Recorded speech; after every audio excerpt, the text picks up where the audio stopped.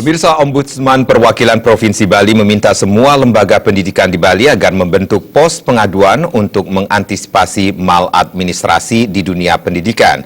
Langkah tersebut wajib segera diambil mengingat pengaduan tertinggi berasal dari bidang pendidikan. Ketua Ombudsman Provinsi Bali, Umar Ibnu Al-Khattab mengatakan, perguruan tinggi ke depan harus bersentuhan dengan realitas dan menyuarakan masalah yang ada saat ini, serta mengkritik dan mengurangi maladministrasi. Dari laporan yang diterima sepanjang tahun 2017, setidaknya terdapat 117 laporan di bidang pendidikan. Bidang pendidikan berada pada peringkat pertama dari 27 substansi pelaporan. Sebagian besar laporan menyebutkan tentang pungli dan penyalahgunaan wewenang.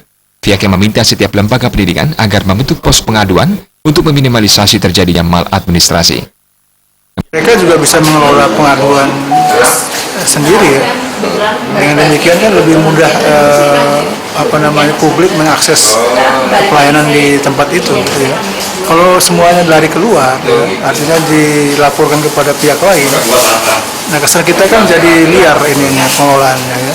Nah, kita ingin supaya mereka memiliki pengaduan sendiri sehingga bisa mengelola.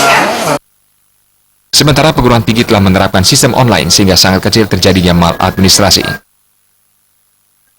Jaya dan Saputra, Bali TV.